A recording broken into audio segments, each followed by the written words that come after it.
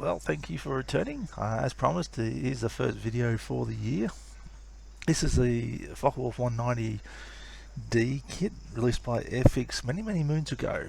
As you can see, it's an old kit, it's an old peg-mounted display case. All the parts are in this little bubble at the bottom of it, and it comes with a card backing that has the paint scheme and the instruction sheet on the back of it as well. Fairly simple instruction sequence. The paint scheme is two different paint schemes, one for the fighter that you see on the front, which is the one I'm actually going to build here. Okay, I'm just being a bit pedantic here, didn't want to rip the cardboard just yet. Just take the bubble off and use that for holding all the parts as I'm building. Okay, the decal sheet here is fairly simple. Here you've got the crosses and the numbers, that's about it. The wax paper has attached itself to the decal sheet, and I don't know whether I'm tearing up decal here or it's lifting the backing off the decal sheet itself, so I may or may not use that, so I'll put that aside. Next we have is the good old Airfix display stand. Now, my personal opinion, there's only one thing to do with this, and that is to throw it aside. Okay, you've got several sprue trees here. One contains the pilot with wings, fuel tank, undercarriage. I think that's about it. Oh, and then the upper part for the fuselage near the cowling in front of the cockpit. So you've got that one. Next is the fuselage. I'm just looking at the cardboard backing here. I see something that might pop out of the cardboard backing, not too certain. Oh well, I'll leave it till later on. Okay, we've got the fuselage sprue tree, which has another set of, oh, that's the cockpit glass. That's separate. As you can see when I look at the sprue tree again, the canopy is molded onto the kit itself. You have another set of landing gear, but this is for raised, so you can have its wheels up. And the third part is the undercarriage, sorry, the undersurfaces of the aircraft. You can see there's part molding in the undersurface. The rest of the molding for the wheel well is on the upper wings. Okay, panel lines are finely raised with some areas, like there's that gun bay there, which is slightly sunken, a bit wide for a panel line.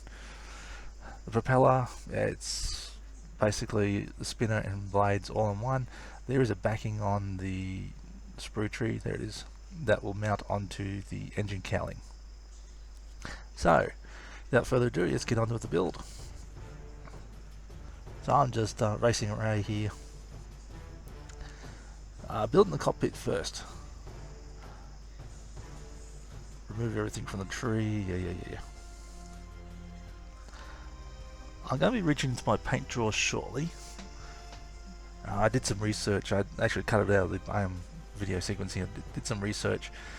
The cockpit for this type of aircraft, or this era of aircraft, is RLM 66 black grey.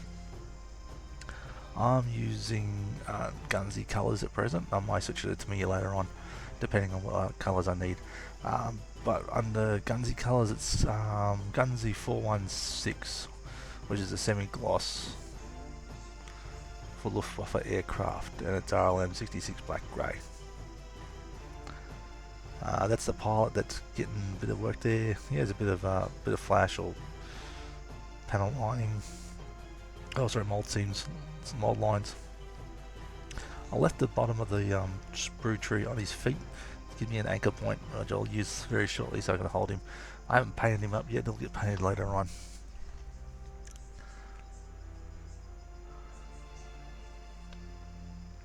Okay, next there's that black grey I was talking about.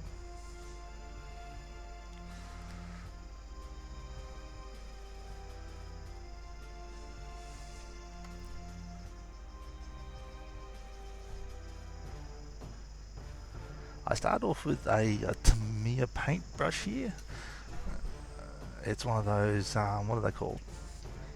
Tamiya Bond Lead brush, item 87017. It doesn't have a brush number like the other paintbrushes do. But I changed it to I think this is a number 2 paintbrush. I needed a wider paintbrush area, or wider bristles. Sorry, no, it was 1/8. Wider bristles so I can get more paint on. An old trick that some of you may or may not use, I've got multiple pots of, this is actually methylated spirits. So mine's color coded, so the blue cap is the dirtiest cleaner. Do the brush in there first, then the white cap is the next dirtiest. As this gets old, I introduced a third and fourth one, which allows me just to keep cleaning the brush. I dip my brush in through each one. As I do it, so it gets cleaner and cleaner. Okay, this kit does have some fit problems. There's a big warp in the fuselage. I had trouble with the alignment pins.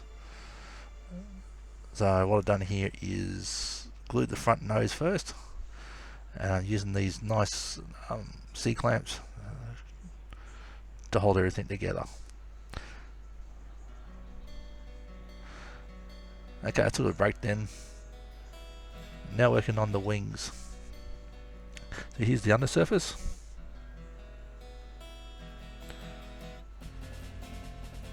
Not much in the way of cleanup. This is, even though it's an old kit, there's not much in the way of cleanup to get rid of any flash or any pin marks so far.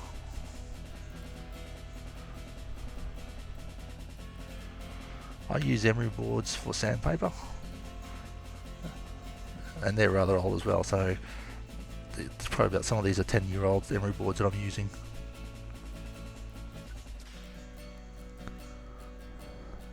There was a bit of a fit problem with the rear ailerons.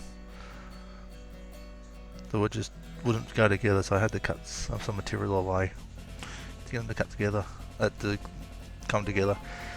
Here I'm using Tamiya liquid cement. I use several different types, Tamiya, Revell, and was it Tamiya extra thin as well. I glue both surfaces so that it melts the plastic on both sides, and I think creates a better bond. Okay, and here we go, we're putting everything aside. Once again, there's a lot of fit problems with the wings as well. Just wouldn't come together, had to hold them together with some serious clamps. Okay, putting on the machine gun and upper cowling for the fuselage.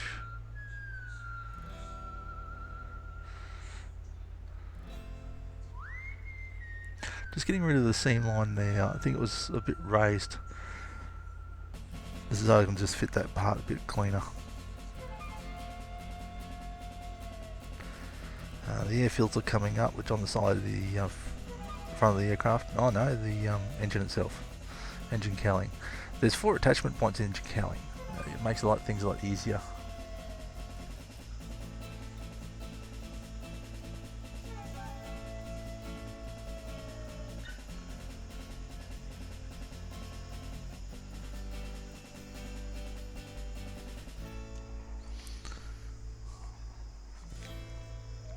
It's an old kit, but I'm surprised by the ease at which everything went together. The alignment, once the parts got together, the alignment was easy. I wasn't fighting the kit anywhere. There's no massive seams so far in this kit. There is a big seam underneath when you mount the fuselage to the wings itself. Unfortunately, I didn't record that step, so I'll show it to you afterwards on the next video, most likely. It's not much. It's at the front and rear part of the fuselage, where the wings meet the fuselage itself. From my point of view, it's traditional areas for where you're going to have joint issues. Okay, just working on the drop tanks here, the fuel tanks.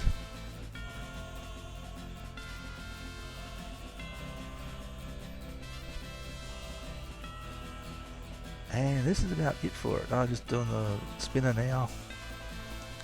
Not much more left to this kit to do tonight. So I'm just going to be leaving it right here with everything together. I have done a bit more. We'll catch up with that in the next video.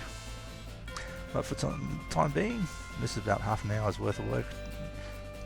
Maybe 3/4 an hour's work so far. So, thanks for watching, and we'll catch you on the next one.